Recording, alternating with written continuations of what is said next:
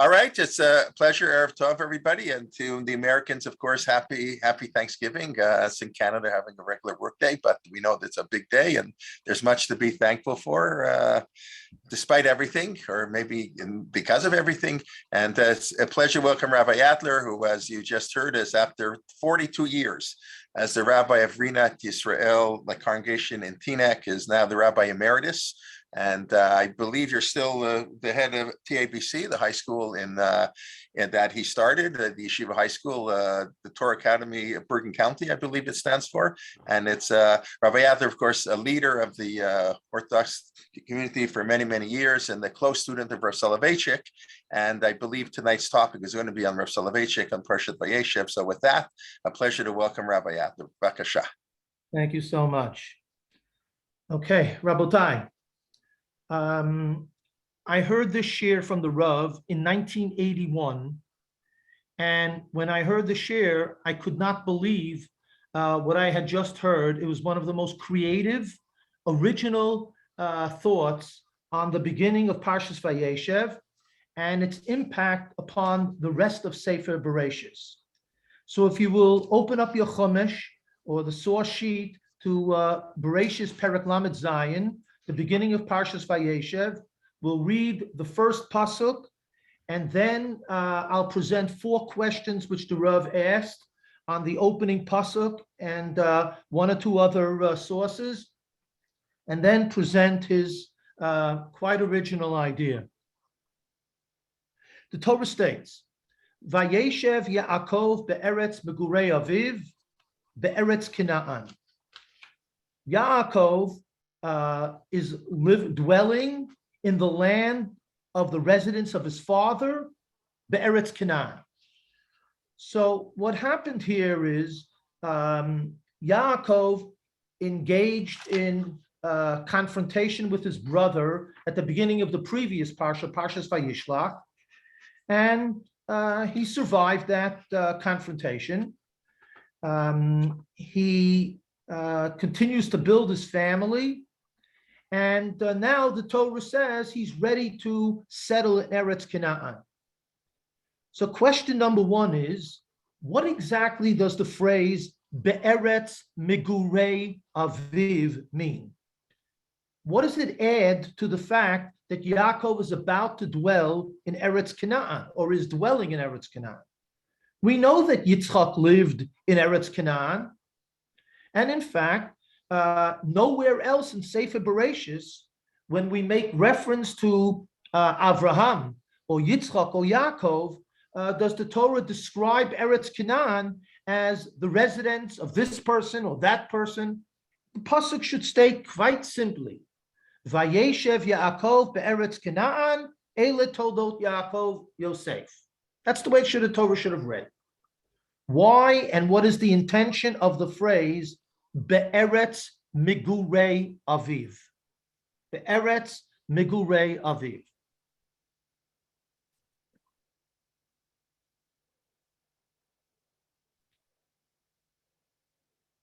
A second question is based on a midrash which Rashi cites in Pasuk Bet. It is a very famous Rashi, very famous midrash, and it contains 5 words. What does it mean? Vayeshev Yaakov, Bikesh Yaakov leishev bishalva. Yaakov wanted to dwell bishalva, in peace, quiet, tranquility. So if the Torah were to write a pasuk describing an individual today, how would the Torah describe this desire to leishev bishalva? What modern words would the Torah use about that particular person and his family? How would the Torah describe it? Anybody? Shalom Achshavnik. What was that? Shalom Achshavnik. Nah, that's a little too sophisticated. And that's someone maybe in Medinat Yisrael. Right here, a typical reaction of an American family. And they come to the twilight of their life. So what do they want to do? What do they want? Where did it, yeah. Retire. Yeah. Where? Inherit Israel. That's from our perspective. I'm talking about the American public. Florida. Florida. Bikesh Yaakov Leishev Florida. Miami, Hollywood. Is that what the Medrash is trying to tell us? Bikesh Yaakov Leishev B'Shalva. He wanted to take up residence as a retiree in Florida. Is that what he wanted to do? What exactly does the Medrash have in mind? Bikesh Yaakov Leishev B'Shalva. That is question number 3. Number 2. Question number 2. Question number 3, you have to move back to the end of Parshas Vayishlach, chapter 36, verse 31. Chapter 36, verse 31.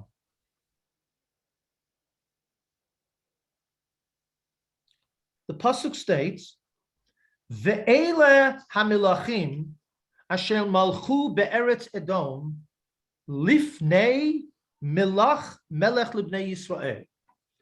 Here are a list of the Edomite kings before the rise of a Jewish king for Bnei Yisrael. That's what the Torah says. This entire chapter 36 is devoted to the descendants of Esav. And now, amongst the descendants of Esav, there were 8 kings who ruled in this region before the rise of a Jewish king. Rabotai, who is the first Jewish king? Who is the first Jewish king?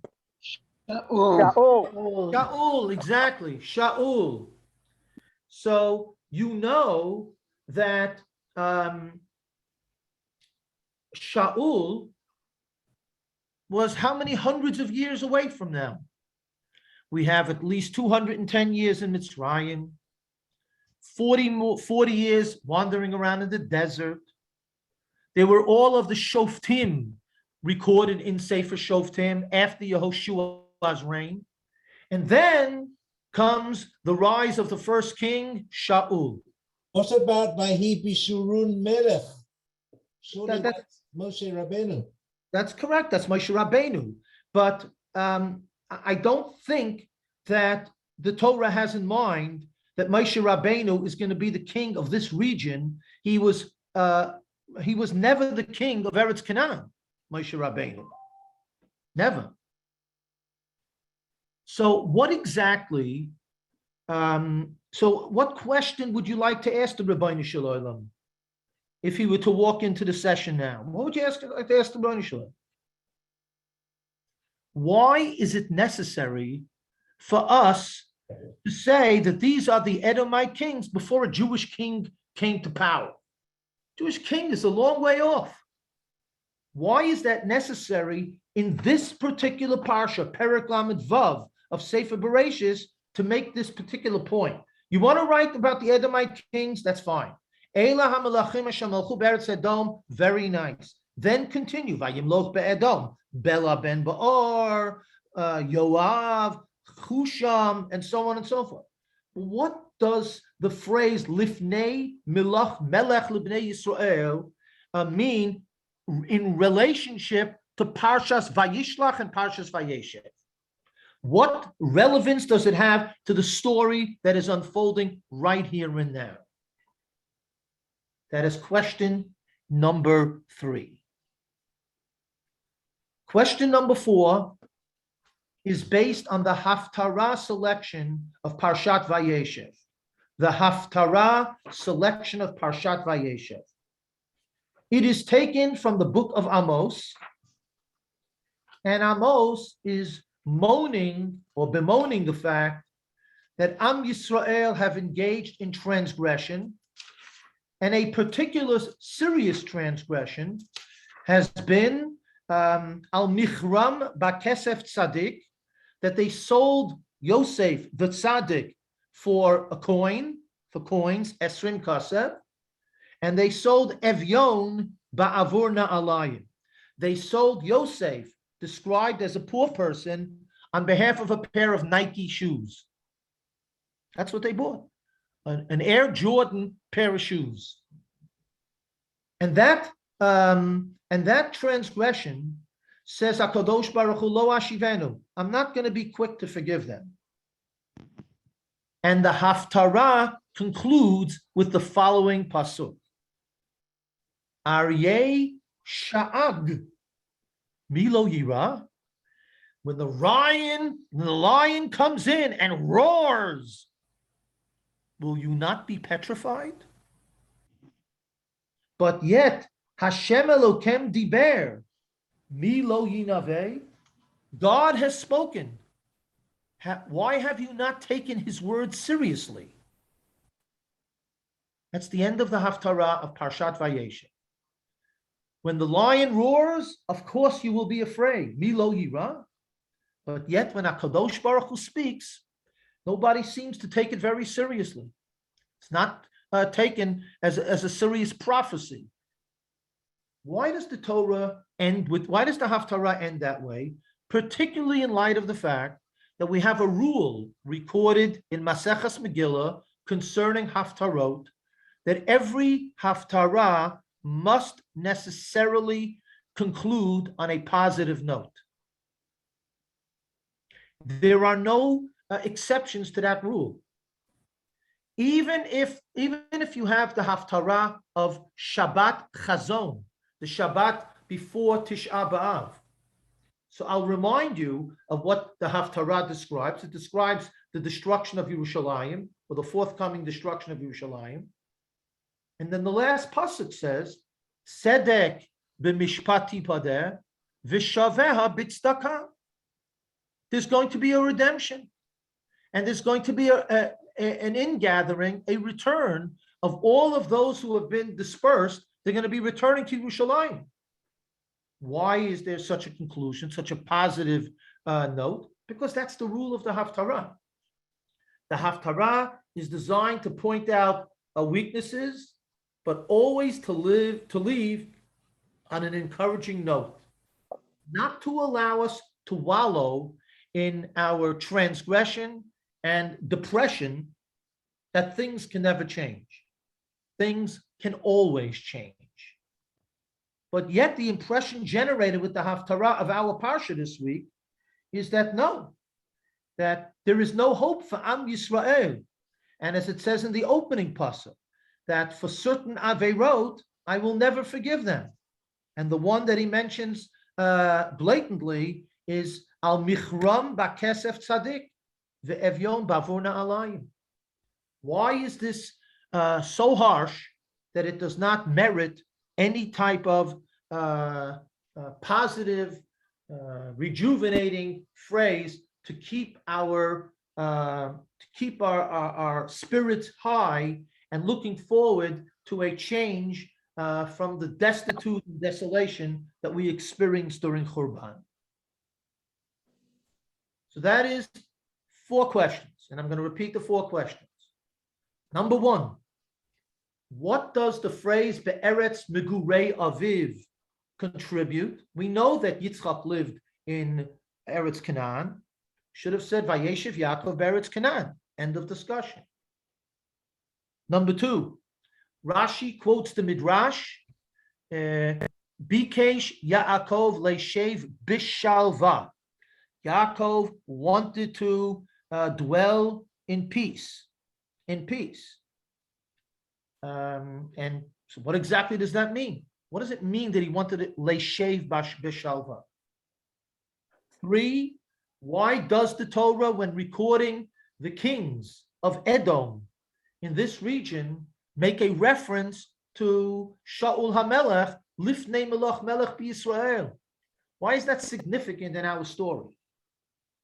And number 4, why does Parshat Vayeshev stand out as the only Haftarah for which there is no conclusion of positivity, no conclusion of return to Eretz Yisrael, but rather remaining in the doldrums on account of the fact that we sold Yosef for a pair of shoes.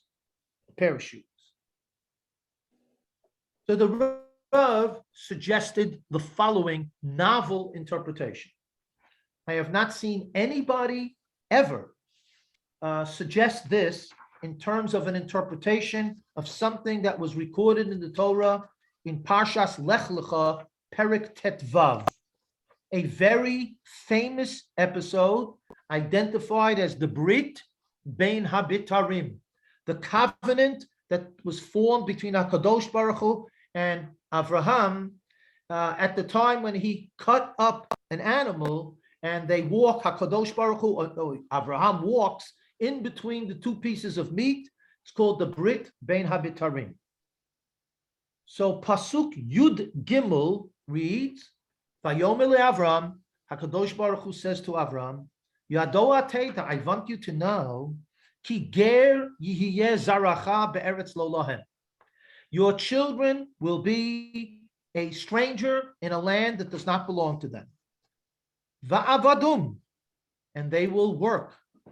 Ve'inu otam, they will afflict them for 400 shana, for 400 years. V'gam et hagoy asher ya'avodu, and the nation which enslaves them, don anoichi, I'm going to deal with them. And after you leave this country, you will leave with enormous wealth. Okay. So, Rabotai, does HaKadosh Baruch Hu identify for Avram where his son or children or grandchildren are going to be slaves in a land that does not belong to them? Does HaKadosh Baruch Hu identify which land is it? No, he doesn't. I will guarantee you, I'll give you 100 to 1 odds that everybody here in this room and online believes that which is the land that is being referenced? Mitzrayim, obviously Mitzrayim, because that's what happened. Yaakov and his children went down to Mitzrayim. Yosef, the very first one in this Parsha, Parshas Vayeshev. That's what everybody thinks. Even though it does not say the word Mitzrayim, and there is no reference to Mitzrayim anywhere here in the text. So now put your seatbelt on, and listen to how the Rav interpreted this pasuk. Yaakov believed that he had just fulfilled the promise made to Avraham at the Brit Bein Absarim. Yaakov believed that he was the person who fulfilled the promise made by HaKadosh Baruch Hu. Where was Yaakov throughout the duration of Parshas Vayishlach? With whom was he interacting with so long in Vayetze and Vayishlach? With whom did he spend so many years? Lavan. Who? Lavan. Lavan, exactly, Lavan. Now, when Yaakov went to Lavan, he had nothing, absolutely nothing. And he was living in a land that did not belong to him. And he worked like a horse. And in fact, the Torah says that he worked for 20 years. He rarely had any sleep at night. Lavan worked him day and night. Day and night. And when he left Lavan after 20 years, he left Berechush Gadol, with enormous wealth. He had 4 wives, 13 children, enormous cattle, which is unbelievable. And he was enormously wealthy. So as Parshas Vayeshev is beginning, we read the opening pasuk and say, Vayeshev Yaakov, where? Be'eretz Canaan. I'll translate the middle phrase in a second. Vayeshev Yaakov Be'eretz Canaan. Where is Yaakov planning on settling down now? Where? In Eretz Canaan. Why is he planning on settling in Eretz Canaan? Because that is the land which HaKadosh Baruch Hu promised Avraham that his children or grandchildren will live in after they spend time in Eretz Lo Lahem, after they spend time being enslaved and being afflicted. Yes, it says 400 years. I'm aware of that. But we were never 400 years anyplace. Even in Mitzrayim, we were only 210 years. So what do we say in the Haggadah? HaKadosh Baruch Hu chishev es haketz. He somehow calculated that the 210 years will be the equal of the Arba Meot Shana. Suggests the Rav that if HaKadosh Baruch Hu can be chishev es haketz, to calculate that 210 is the equivalent of 400, he can do the same thing of 20. 20 years in Lavan's house is ke'ilu 400 years in Lavan's house. And therefore Yaakov, having believed that that part of history is now being fulfilled via him, he returns to Eretz Canaan, and his dream and hope, and based on the promise of HaKadosh Baruch Hu, is that he will be in Eretz Canaan permanently, never to leave Eretz Canaan again. And how does the Torah communicate that phrase, that idea? By using the phrase Be'eretz Megurei Aviv. How many years, how many times did Yitzchak leave Eretz Canaan? 0. 0, exactly. So the Torah is now saying Yaakov's return to Eretz Canaan is going to be exactly the same as Eretz Megurei Aviv, as the living of Yitzchak in this particular land of Eretz Canaan. Never, never, never would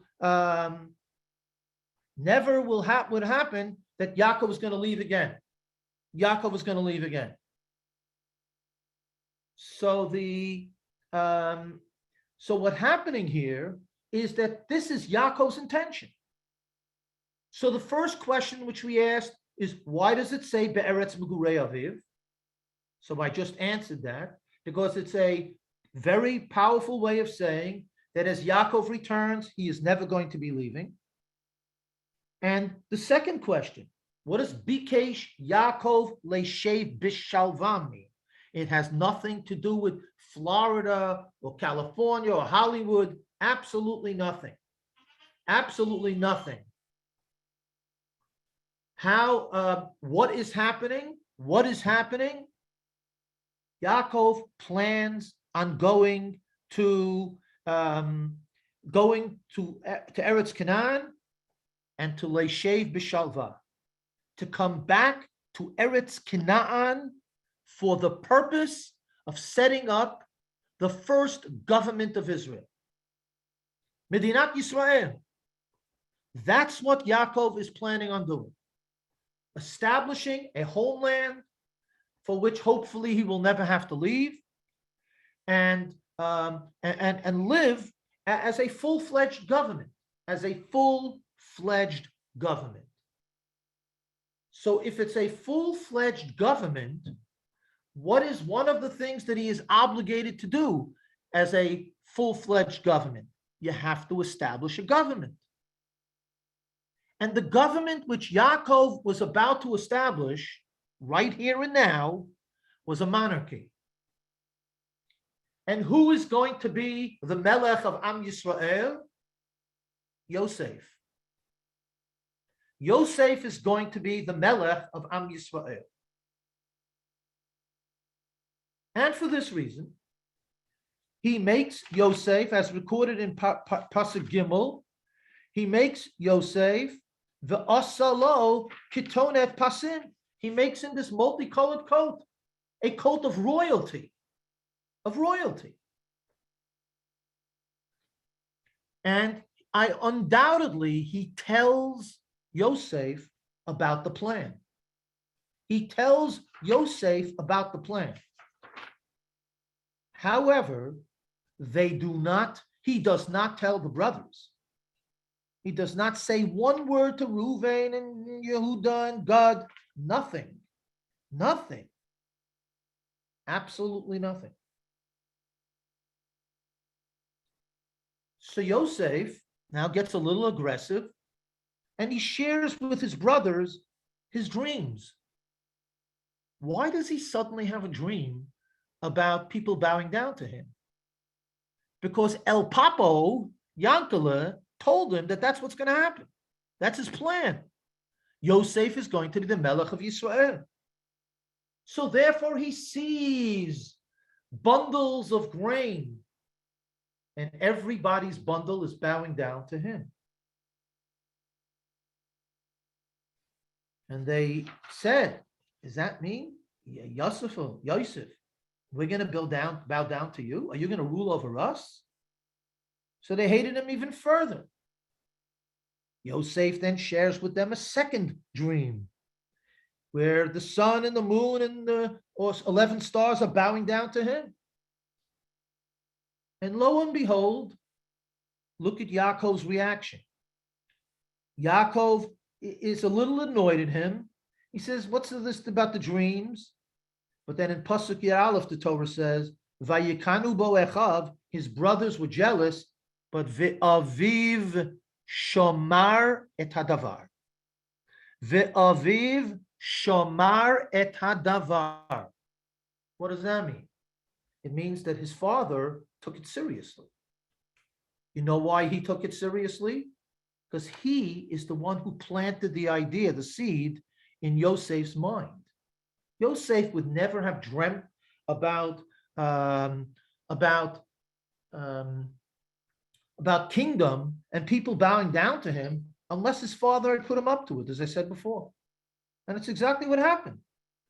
Yaakov told this to Yosef because this was part of Yaakov's dream. I am the one who fulfilled Geir Zaracha Be'eretz Lo Lohem. I was the one who was fulfilled Va'avadum. I was the one who fulfilled Ve'inu Osam Arbamei Shana. And I am the one who is Va'acharechen Yetzu B'Rechush Gadol. And as a result, I now am taking the liberty of moving back to Eretz Yisrael, taking up residence in a permanent fashion,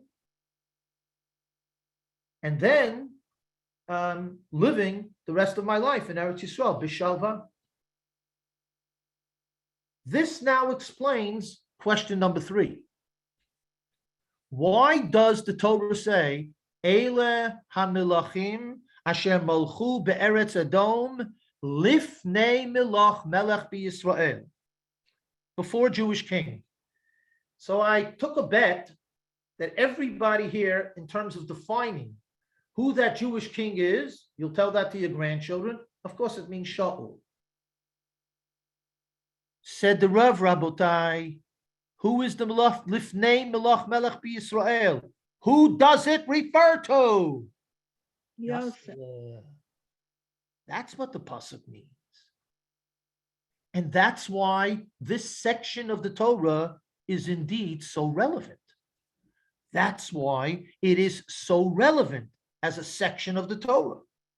Why? Because we now know that Yaakov put him up to this, and the Torah, in its unusual fashion, is now telling us that Yosef is going to be the next king. So I'm going to let you know who the Edomite kings in this region were. Lifnei milach melech b'Yisrael Yisrael. Wow. Now, everybody knows that Yosef did not wind up to be the king. Who wound up to be the king for Am Yisrael? Who wound up to be the king? Yehuda. So now open up your Chumash to chapter 38, the next parak, chapter 38. And 38 is the only chapter from chapter 37, the beginning of Vayeshev, until the end of Sefer Bereshis, which is chapter 50, which is an interruption of the narrative. The narrative is uninterrupted from 37 all the way to 50. From 37 till 50, end of Sefer, end of Parshas Vayechi, end of Sefer Bereshis. That is the end of the narrative. No interruption whatsoever, except for chapter 38. Except for chapter 38. And if you glance at 38, tell me who is the subject of chapter 38. Who is the subject of chapter 38? Is it Yehuda? Don't ask me, just say it. Yehuda and Tamar. Yes, it's Yehuda. So now I ask you a question. Why would the Torah interrupt the narrative from 37 until 50? Why would the Torah interrupt right here in chapter 38, the second chapter of this uninterrupted 13 chapter unit? Why would the Torah suddenly interrupt it with Yehuda? Because they sold Yosef and now everything's going in another direction. Good. So I want to just give you the imagery which the Rav gave so we can see what's happening. And he said, make believe you're at a Broadway play. Okay, you're at a Broadway play. And the people on stage are the people on stage in chapter 37. So Yaakov's on stage, Yosef's on stage, the brothers are on stage. Fine, brothers on stage. Now, as the first act is coming, chapter 37, the first scene is coming to an end, and the curtain is about to close, somebody comes and he stands in the front of the stage. And when you stand in the front of the stage and all the other actors are frozen at the back of the stage, what does the director intend to do by bringing the next actor to the front of the stage and everybody else is back in the back, like in frozen animation? What is the director's intention? Refocus your attention To whom? on this new character, But who is he talking to? the audience. Only the audience, not the characters behind him. In fact, there might be a little dimming lights of the characters who are on stage for the first scene at this time. So after Yaakov dreams up his plan, and shares it with Yosef, and Yosef shares it with his brothers, comes along the editor of the Chumash, HaKadosh Baruch Hu, and inserts chapter 38 as if to tell us, the audience, Yaakov thinks Yosef is going to be the first king. But I'm telling you a little secret. It's not Yaakov, it's not Yosef at all. Who's going to be the first king? It's going to be Yehuda. And therefore, the editor of the Chumash, HaKadosh Baruch Hu, right here lets us know, the audience, the players on stage have no clue what HaKadosh Baruch Hu is saying at this time. They're going to play out the rest of Sefer Bereshis in this beautiful play on Broadway called Genesis. But they're not going to hear the director's message that he shares with us, giving us a glimpse that somebody else is going to be entertained, is going to be identified as the Melech of Yisrael, and Yaakov's dreams will go down the drain. Down the drain. So after chapter 38, we get this whole story about Yehuda. A whole story about Yehuda. It has nothing to do with the narrative from 37 until the end of Sefer Bereshis. So now if you'll do me a favor and go to chapter 42 for a minute, verse 8.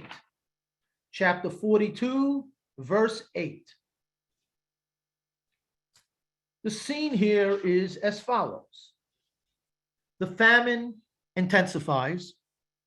Famine intensifies. And Yaakov, as reluctant as he is obligated, compelled, coerced to send his children to secure food in Mitzrayim. So he sends them. The Torah tells us Yosef is obviously the viceroy in Mitzrayim, and they come down and they encounter him. And Yosef speaks to them harshly. And now I'm going to read to you Pasuk Chet. Listen carefully. Vayaker Yosef et Echav. Yosef recognized his brothers. Vehem, however, they lo hikiruhu. They did not recognize him. So Rashi says, you know why they didn't recognize him? Because he grew a beard. Okay. I'm not saying it's not right. It's possible that he did grow a beard. But the Rav now suggests something far more powerful than the reason why Yosef recognized his brothers and they didn't recognize him is much more to do than growing a beard. And the Rav said, Yosef understood that the first dream has just come true. What was the first dream that he shared with his brothers? That there were, what was that? The sheaves of wheat, their sheaves of wheat would bow down to his. Yes, sheaf of wheat. the bags of wheat, right, were bowing down to him. Whoa. Look what just happened. The brothers came down to Mitzrayim seeking bags of grain. And what did they do? They bowed down to him. So Vayaker Yosef et Echav. Yosef recognizes that the message, the dream, the vision, the hope that Yaakov had planted in Yosef's ears and heart is unfolding. And that's why he recognized it. He understood that this is not just an encounter between some people who came from Canaan and came down to Egypt for grain. This is much more so. This is the getting of grain, but by virtue of getting the grain, the brothers are fulfilling the first dream that they are bowing down to Yosef, the leader, and that is going to be the symbol that when they get back to Eretz Canaan, Yosef is supposed to take over the leadership and act as the king. But veheim lo hikiruhu. They had no clue what was going on. They thought this guy was an Egyptian leader, and he's just making life miserable for them. And therefore, they had no idea, no understanding whatsoever of what was unfolding, and therefore the Torah inserts this. Vayaker Yosef et Echav. It has much more to do with growing a beard, but rather on a much more profound level, that there is a fulfillment, perhaps, of the first dream, which would enable Yaakov's hope and vision to identify Yosef as the Melech of Am Yisrael, as the Melech of Am Yisrael. This continues even further. If you go now to chapter 45,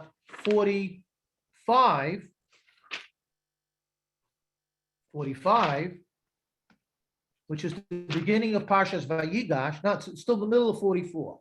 Perek Mem Dalet Pasuk Yudchet, the beginning of page 44. Pasuk Yudchet in Perek Mem Dalet.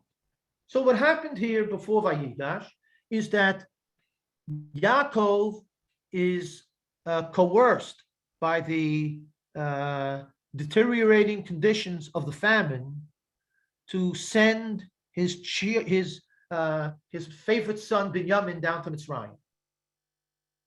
Something which he was very reluctant to do, extremely reluctant to do. But if you want to eat, you have to have food. And if you want to have food, you got to listen to what Yosef says. Fine. So he sends him down. Everybody knows the story. Yosef plots and tells all of his servants, fill up their bags with grain, and then take my becher, which I make kiddush on every Friday night, and put it into Binyamin's bag. So they do so. They find time to come home. Everybody says goodbye, and they're traveling, and suddenly they are pursued by Egyptian warriors, and they make the claim that someone stole the goblet of Yosef, and they said that's impossible. We'll show you all our bags, and lo and behold, the bag is in Binyamin's. The goblet is in Binyamin's bag. They come back to Mitzrayim, and Yosef says, the guy who stole it is going to have to remain here as my slave. So who do you think decides to stand up for Yosef? Or for Binyamin? Who? Yehuda. Not Ruvain, not Dan, not Naphtali, but only Yehuda. So the Medrash says, Kinei Hamilachim Noadu Yachdav. The Medrash compares that Yosef and Yehuda battling it out as to whether or not they're going to bring Binyamin back to Eretz Canaan is the battle royale of two kings. Noadu Yachdav Shnei Milachim. Two kings. One who was promised to be king by Yaakov, and one who was destined to be king by decision of HaKadosh Baruch Hu. By the decision of HaKadosh Baruch Hu. So, as a result of the fact that these two exhibited qualities of leadership and kingdom, that is why it is not Dan or Naphtali or Reuven or anybody else, but it's Vayigash Elav Yehuda. Yehuda is going to take on Yosef, because ultimately that's going to be the final battle in determining who will be the Melech of Am Yisrael in Eretz Canaan, in Eretz Yisrael. Vayigash Elav Yehuda. Specifically Yehuda. Specifically Yehuda. As we know, at the end of Yaakov's life, as the Torah records in chapter 48 of Sefer Bereshis, we know that Yaakov had no choice but to agree to the decision of HaKadosh Baruch Hu.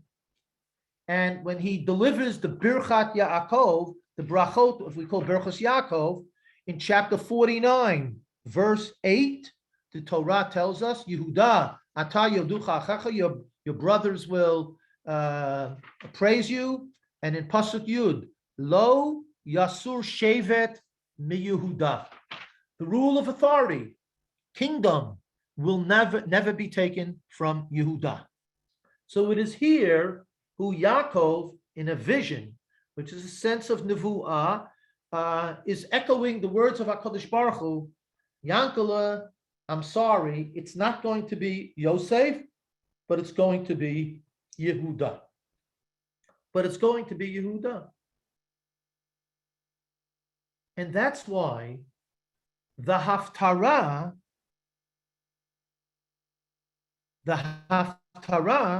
concludes with such a negative statement. Why?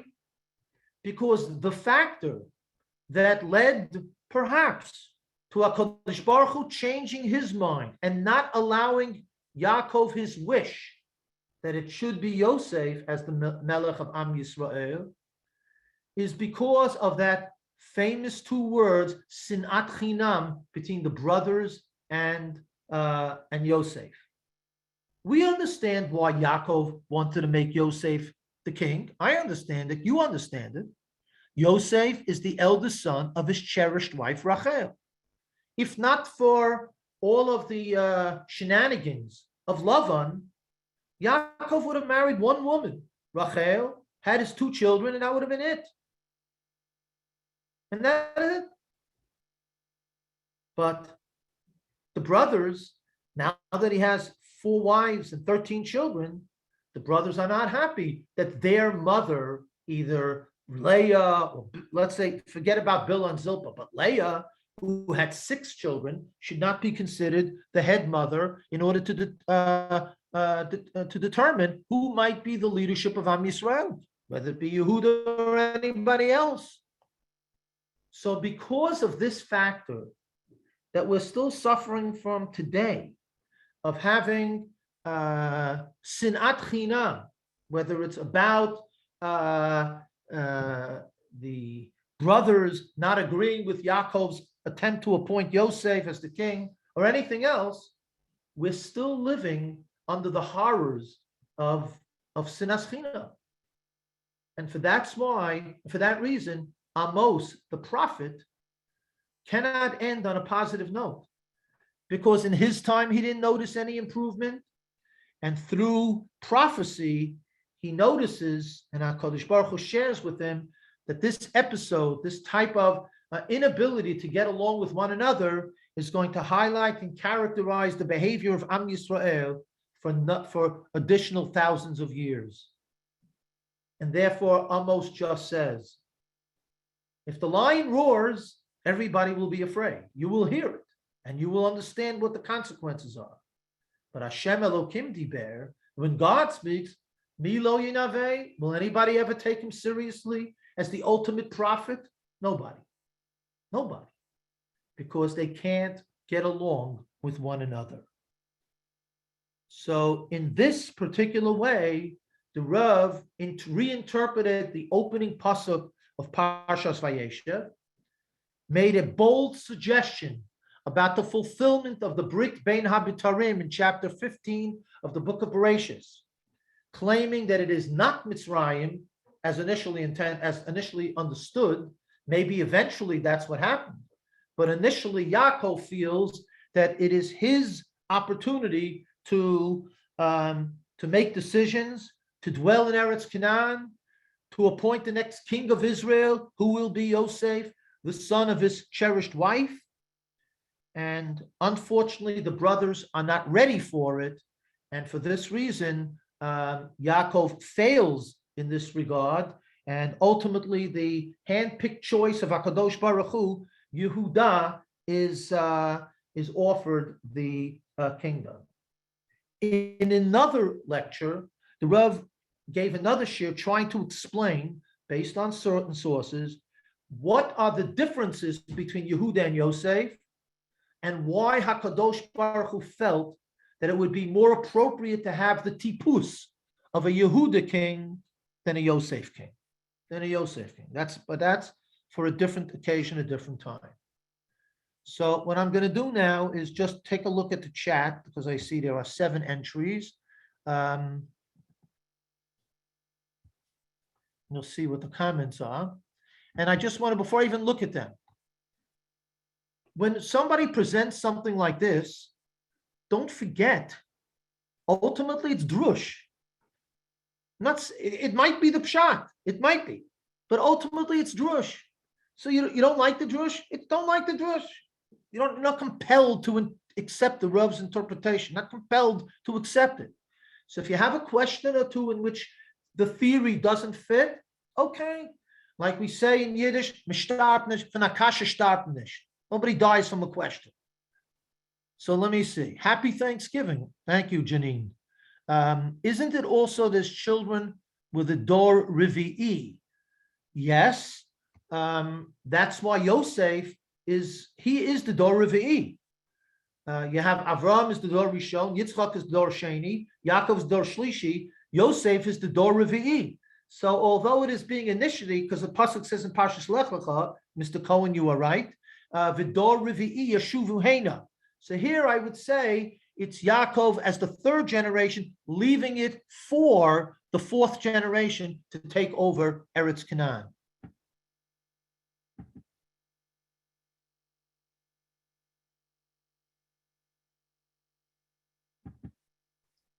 Why was Jacob so offended by the dream of Jacob and Mom bowing down to him? You mean the dream of Yosef? Why was he so offended? So first of all, he is trying to placate his other children. He sees what's happening, and it's not unfolding the exact way in which he intended. So Yaakov has to try to calm things down, and that's why he does rebuke Yosef to some extent. And I'm sure what's running through Yosef's mind is, why is he rebuking me? He put me up to this. But it does say after the rebuke, Ve'aviv shomar et hadavar, father still took this seriously, didn't give it up, and as a result, it is still possibility. Then somebody said that the Ksonis Passim is connected to the Chur Karpas Megillus Esther, which is royalty. That is an excellent remark.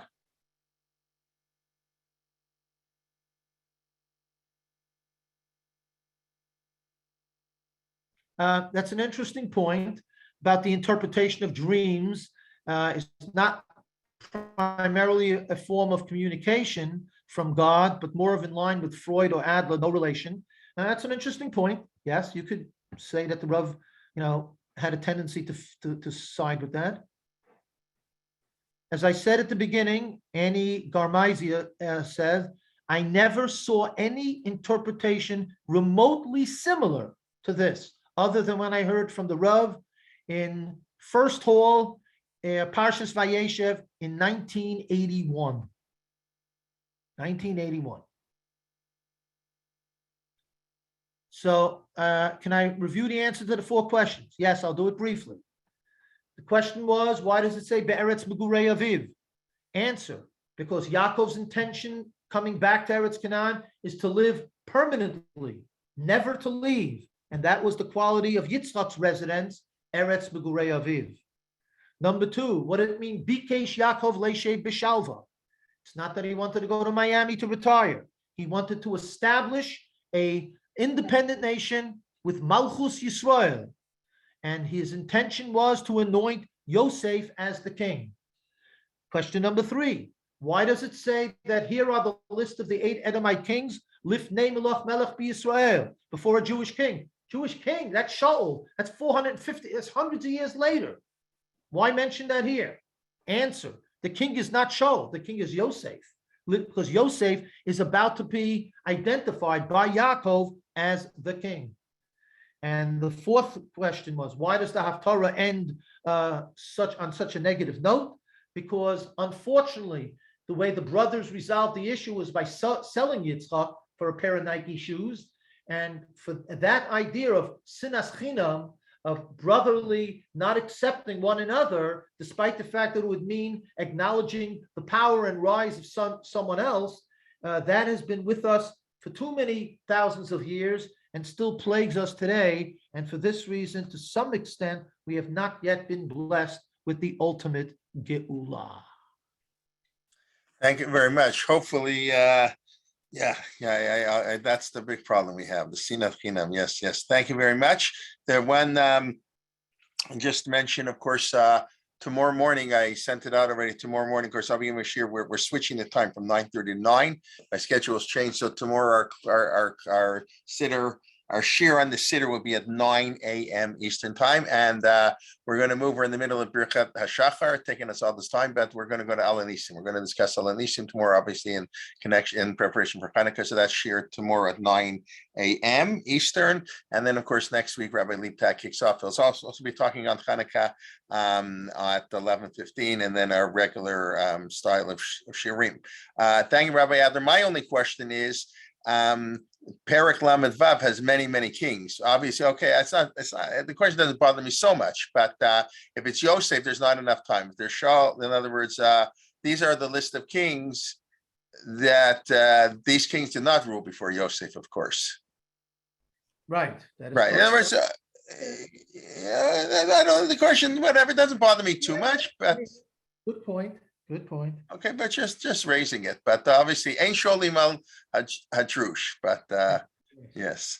Okay, listen, one of my early introduction to the Rav, of course, reading his book on the Chamesh Drashot, he gave it the Mizrahi Convention, and talked about, of course, Yosef is the dreamer, and Yosef is the brothers, and the Agud and the Mizrahi. Yosef saw a new style of life coming, and we can't do the old paths of our fathers. Egypt is science and technology, and the world got to progress. And the brothers say, we just followed the Masorah from our parents. You know, of course, that famous drasha of the Rav. But that's the other another story for another talk on Yosef and the Rav. That was the first time I ever heard the Rav. It was at the Mizrahi Convention at the Lido Beach Hotel. There were no seats. I sat on a radiator for 2.5 hours as he presented that share. Obviously in Yiddish. In 1981, he was speaking English. Right, but it was in Yiddish. At that one was Yiddish, 100%. Right. And your Yiddish was obviously good enough to understand it. Yes, I went to a yeshiva high school that all the rabbeim only spoke Yiddish. Really? What school was that? Kamenetz and Mesivta of Borough Park. Aha. Okay, cool. All right. My father told me, just learn the Gemara, don't pick up any hashkafa from them. Okay. I guess Jay? it worked. Yes. Jay, Rabbi Adler's in Borough Park, right? Yes, I grew up in Borough Park. Yes. I was telling that to Rabbi Kelman. Yes. I came to Borough Park to visit my grandmother growing up. That's when I came to Borough Park. And then until they moved to Flatbush in the late 70s. Yeah. But when I was a little kid, they lived in Crown Heights. Then they moved to Borough Park, and then they moved to Flatbush. Yes. But we used to come, of course, when I came in the summers, we would come visit. You know, we were in Toronto. And anyways, okay. Can I make a comment here? Yeah. Someone talking the shear. Yes, can I make a comment? Rabbi Adler, I sat in front of you in this meeting. I'm Tommy Klein. Oh, of course. Hi, how are you? Baruch Hashem. Long time no see. Yes. All right, there we go. You know, okay. Anybody else want to say hello to people? Yeah, I just wanted to say I used to go to Rabbi Adler's class on the Chumash. Okay. What Wednesday afternoon was it? Every Wednesday, 12:30. Yes. Yeah. I sometimes came with Sarah Allen. Yes, from Englewood. Yes. Right. Okay. Well, everybody have a wonderful Shabbos. We'll let you go. A Refuah Shlema on your leg, and Hanukkah Sameach. Enjoy your retirement. And of course, give our regards to Rabbi Strachler. Of course, I certainly will. And Torontonian, making back in Renat. So, Bakasha, all the best, and everybody be well. I hope to see you soon. And please invite a friend to come and learn with us. And everybody have a wonderful night. And we don't see you before Shabbat Shalom and Hanukkah Sameach and all good things. Okay. Yeah. Okay. Bye bye. Good night.